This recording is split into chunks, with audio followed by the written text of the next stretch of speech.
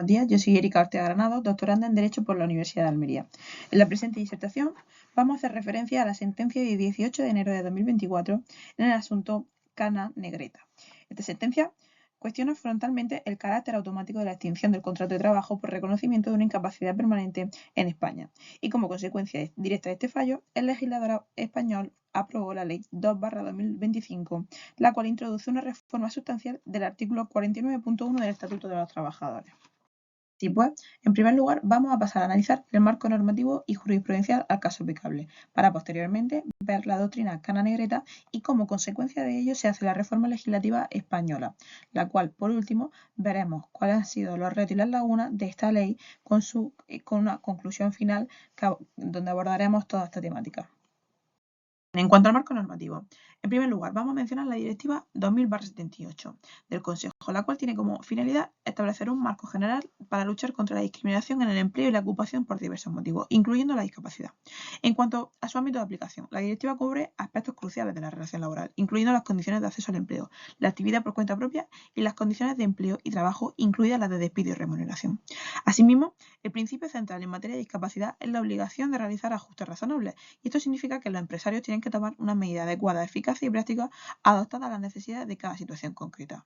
También la directiva nos aclara que la obligación de realizar estos ajustes no obliga a mantener a un puesto de trabajo a una persona que no sea competente o que no esté capacitada para desempeñar las tareas fundamentales, pero esto sin perjuicio de la obligación de realizar los ajustes razonables a quien sí sea competente. Con respecto a la directiva, también mencionar que nos define la discriminación y nos dice que es cualquier trato menos favorable o cualquier disposición, criterio o práctica neutral que pueda ocasionar una desventaja particular a una persona con discapacidad. Por otro lado, también tenemos que señalar la Convención de Nueva York del año 2006, puesto que supone un cambio en el enfoque en el tratamiento de la capacidad, pasando de un modelo médico a uno social. Evidentemente, el derecho de la Unión tiene que interpretarse en la medida de lo posible de conformidad con esta convención. Y en su artículo 2 nos define la discriminación por motivo de discapacidad, incluyendo explícitamente la denegación de los ajustes razonables. Y es que, claro, por ajustes razonables se define como las modificaciones y adaptaciones necesarias y adecuadas que no impongan una carga desproporcionada o indebida. Por su parte, el artículo 27.1 de la Convención, relativo al trabajo y empleo, consideramos que es fundamental, ya que se exige a los Estados partes salvaguardar y promover el ejercicio del derecho al trabajo, incluso para las personas que adquieran una discapacidad durante el empleo. También, con respecto a la jurisprudencia del TJUE, consideramos que es clave, puesto que hay una progresiva expansión del concepto de discapacidad y la efectividad de la Directiva 2000/78. Casos tempranos, como la sentencia del TJUE de 11 de julio de 2006, en el caso Chacón-Nava, ayudaron a definir los contornos de la protección, aunque inicialmente el concepto no estaba exhaustivamente desarrollado en la directiva. Y también hay sentencias posteriores como Dayaudí y Ruiz Conojero, donde se profundizó en la aplicación de esta directiva, en particular la de Ruiz Conejero, que desencadenó la aprobación de la Ley 1/2020, la cual derogó el artículo 52, apartado D del Estatuto de los Trabajadores, que legitimaba la extinción del contrato por bajas médicas por considerarse contraria al derecho a la no discriminación por discapacidad. Y la jurisprudencia se consolidó en la idea de que el concepto de discapacidad se refiere a una limitación de la capacidad derivada de la dolencias físicas, mentales o psíquicas permanentes, que al interactuar con barreras impiden la participación plena y efectiva en la vida del profesional. Por otro lado, con respecto a la interacción entre el derecho de la Unión Europea y la Constitución española, entendemos que la primacía del derecho a la Unión Europea y la interpretación del derecho interno a la luz de los mandatos comunitarios de la Carta de Derechos Fundamentales de la Unión Europea inciden directamente en el derecho constitucional español, particularmente en los artículos relativos a la igualdad y la protección social. Con respecto al artículo 14 de la Constitución española, consagra el derecho a la no discriminación y se tiene que interpretar a la luz del artículo 21 de la Carta de Derechos Fundamentales de la Unión Europea, el cual prohíbe la discriminación, en particular por razón de discapacidad. Asimismo, el artículo 26 de esta misma Carta exige a la Unión reconocer y respetar el derecho a las personas con discapacidad a beneficiarse de medidas que garanticen su autonomía e integración social y profesional. Por su parte, el artículo 9.2 de la Constitución española impone a los poderes públicos el deber de promover las condiciones para que la igualdad del individuo y de los grupos en que se integre sea real y efectiva. Y esta obligación se concreta en el deber de realizar ajustes razonables. Bien, habiendo hecho un breve análisis del marco normativo, ahora sí vamos a ver la sentencia Cana Negreta, primero viendo unos antecedentes fácticos. Aquí nos encontramos con un trabajador que fue contratado como conductor de camión en una retirada de residuos desde el año 2012, el cual sufrió un accidente de trabajo en diciembre de 2016 que le provocó una fractura en su pie derecho. Inicialmente, el INS extingue la incapacidad temporal y deniega la incapacidad permanente, reconociendo simplemente una indemnización a tanto alzado. Tras el alta, la empresa acepta la solicitud del trabajador a ser destinado en un puesto adaptado. En este caso, se trataba de ser un conductor en un sector de puntos de recogida móviles, que es una tarea menos exigente y compatible con sus limitaciones físicas e insisto, una tarea bastante menos exigente a la que venía realizando anteriormente. Bien, con todo ello, el trabajador impugna la resolución del INS y el juzgado le reconoce el derecho a una incapacidad permanente total para su profesión habitual. La sentencia señala que a pesar de que la empresa lo había reubicado y podía prestar servicios, la situación residual de su pie le iba a impedir la conducción continuada propia de su profesión habitual. 11 días después de esta sentencia, la empresa resuelve el contrato automáticamente basándose en el artículo 49, apartado primero, apartado B del Estatuto de los Trabajadores. El trabajador impugna esta extinción, pero el juzgado social desestima la demanda, al entender que el reconocimiento de la incapacidad permanente total justificaba el fin del contrato, sin que existiera obligación empresarial de reubicarlo. Tras un recurso de suplicación, el Tribunal Superior de Justicia de las Islas Baleares decide elevar la cuestión al TJUE, destacando que este artículo 49 permitía la extinción automática sin estar supeditada a la realización de ajustes razonables, a pesar de que la propia empresa había demostrado la viabilidad de tales ajustes previamente.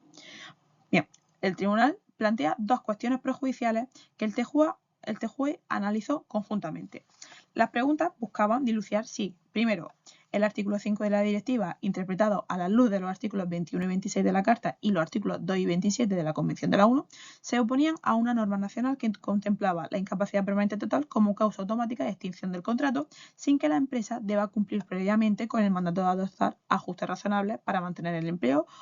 o justificar una carga excesiva. Y segundo, si la extinción automática en estas condiciones constituyen una discriminación directa. Bien. Ante esto, el TJUE responde que el artículo 5 de la directiva se opone a una normativa nacional que permite la extinción del contrato por incapacidad permanente total sin obligar al empresario a prever o mantener ajustes razonables ni a demostrar que estos constituirían una carga excesiva. Los fundamentos clave se estructuraron en torno a la aplicación de la directiva, la definición de capacidad y la obligación de ajuste. Entonces, en primer lugar, con respecto al concepto de discapacidad en el sentido del derecho de la Unión Europea, vemos que se refiere a una limitación de la capacidad derivada de dolencias físicas, mentales o psíquicas permanentes que al interactuar con barreras puede impedir la participación plena y efectiva en la vida profesional en igualdad de condiciones. El TJUE considera que el demandante en el litigio principal encaja en este concepto y además también afirma que la resolución contractual en virtud del artículo 49 se considera un despido a efectos del artículo 31.1 apartado C de la directiva, ya que es una extinción no deseada por el trabajador. Con respecto a la obligación de ajuste razonable, el artículo 5 de la directiva obliga al empresario a adoptar medidas adecuadas, eficaces y prácticas para permitir a las personas con discapacidad tomar parte en el empleo. Cuando un trabajador es declarado definitivamente no apto para su puesto debido a una discapacidad sobrevenida, un cambio de puesto puede ser una medida adecuada como ajuste razonable para que el trabajador conserve su empleo. Y esta obligación es necesaria para garantizar la participación plena y efectiva de las personas en la vida profesional. Con respecto al criterio de la carga excesiva, bien, la obligación de ajuste razonable evidentemente tiene como límite la carga excesiva que supongan para el empresario. Y para determinar si esa medida es desproporcionada, el TJUE establece que deben tenerse en cuenta factores como los costes financieros y de otro tipo, el tamaño, los recursos financieros, el volumen de negocios total de la organización o empresa y la disponibilidad de fondos públicos o de otro tipo de ayuda. Con respecto a la reubicación, solo existe la posibilidad de destinar a una persona con discapacidad a otro puesto si hay por lo menos un puesto vacante que el trabajador pueda ocupar. Y es que este ajuste razonable implica que el trabajador deba ser reubicado en otro puesto para que se disponga de las competencias, capacidades y disponibilidad exigidas siempre que esto no suponga una carga excesiva. También tenemos la prohibición de extinción automática del contrato. El TJUE evidentemente concluye que la normativa española, al permitir la extinción automática sin obligar al empresario a prever o a mantener ajustes razonables o a demostrar que estos constituían una carga excesiva, era contrario al objetivo de integración profesional. El tribunal también desestima la alegación que del derecho a la pensión del Seguro Social hacía irrelevante la pérdida de empleo, ya que la normativa obligaba al trabajador con discapacidad a soportar el riesgo de perder su empleo para disfrutar de una prestación social, una disyuntiva contraria al mandato de integración. Bien, con todo lo expuesto, vemos que el fallo del TJUE en el asunto Cana Negreta supuso la crónica de una reforma anunciada, y es que el Estado español reformó el Estatuto de los Trabajadores mediante la Ley 2/2025 de 29 de abril, en la que se reforma de manera sustancial el régimen jurídico de la extinción del contrato de trabajo por reconocimiento de incapacidad permanente, eliminando su carácter automático. Bien, la reforma se materializa en los siguientes puntos. Primero, hay una modificación del artículo 49.e apartado E, donde se elimina la incapacidad permanente total, absoluta y gran invalidez como causa automática de extinción, dejando solo el fallecimiento del trabajador en este apartado. Además, se introduce el artículo 49.1 apartado N. Este nuevo precepto aloja la regulación específica de la extinción por reconocimiento de gran incapacidad permanente absoluta total, articulando un procedimiento basado en el principio de ajuste razonable. El procedimiento se centra sobre todo en favorecer el mantenimiento del contrato siempre que el trabajador manifieste su voluntad de continuar y la empresa pueda implementar ajustes razonables o reubicarlo. Y así la extinción solo se produciría si no es posible realizar ajustes razonables porque constituya una carga excesiva para la empresa, porque no exista un puesto de trabajo vacante y disponible acorde con el perfil profesional y compatible con la nueva institución, o existiendo dicha posibilidad, la persona trabajadora rechace el cambio de puesto de trabajo adecuadamente propuesto. La Ley 2/2025 también modifica el artículo 48.2 del Estatuto de Trabajadores para mantener la suspensión del contrato con reserva del puesto durante el tiempo en el que se resuelvan los ajustes razonables o el cambio a un puesto vacante o disponible. Bien, como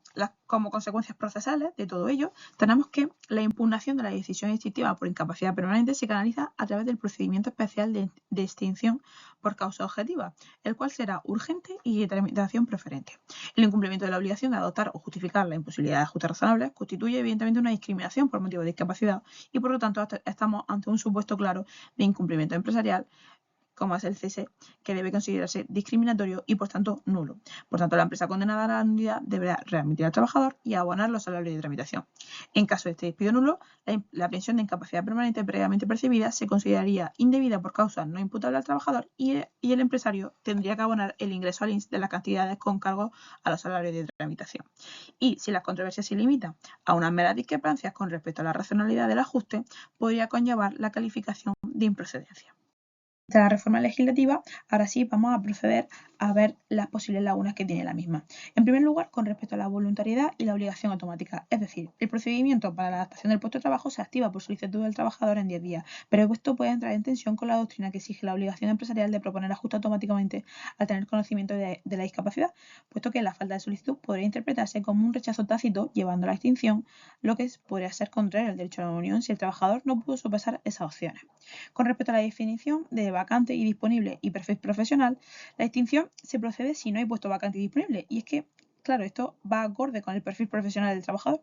y puede parecer que esto último pueda limitar las opciones, ya digo, aunque esta noción de ajuste razonable incluya la formación para adquirir nuevas competencias que excedan el perfil actual. Con respecto también a la ausencia de una indemnización, es decir, la extinción bajo el nuevo artículo 49 en su apartado primero N no prevé una indemnización, lo que genera una disparidad con la extinción por ineptitud sobrevenida que sí la contempla. Y este trato diferenciado es difícilmente justificable en los términos de igualdad. También, además, hay una descoordinación de seguridad social y empleo, y es que la nueva regulación no resuelve plenamente la incompatibilidad de la pensión con el trabajo, y el TJUE ya advirtió que obligar al trabajador a elegir entre la pensión y el empleo menoscaba el efecto útil de la directiva. Y además también hay una carencia de plazos de rechazo y suspensión, es decir, no se aclara el plazo para que el trabajador acepte o rechace la adaptación o reubicación propuesta, y tampoco prevé claramente una solución para mantener el contrato en suspenso si no hay vacante inmediata a la espera de una futura reincorporación. Con respecto a esto último, consideramos que esa ausencia de un puesto de trabajo vacante y disponible no debería conllevar la extinción automática, sino que se tendría que reconocer al trabajador un derecho expectante al reingreso. Con respecto a la coordinación de pensión y trabajo, consideramos que también es urgente reordenar la protección por incapacidad permanente y la compatibilidad entre el abono de la pensión y el trabajo, puesto que la pérdida de la pensión no debe desincentivar la reincorporación laboral. Además, también consideramos que es crucial aumentar y actualizar unos incentivos para que se mantengan y se mitigue sobre todo la carga excesiva para la empresa. Y además también tendríamos que revisar la disparidad que supone la extinción teniendo en cuenta el artículo 49 y el artículo 52 del Estatuto. Yo simplemente señalar a modo de conclusión que la doctrina Cana Negreta forzó a España hacia un modelo de inclusión activa a través de su ley 2/2025, la cual todavía le quedarán unas futuras reformas para abordar las lagunas que hemos hablado para considerar un modelo de inclusión laboral activo y coherente. Nada más y muchas gracias.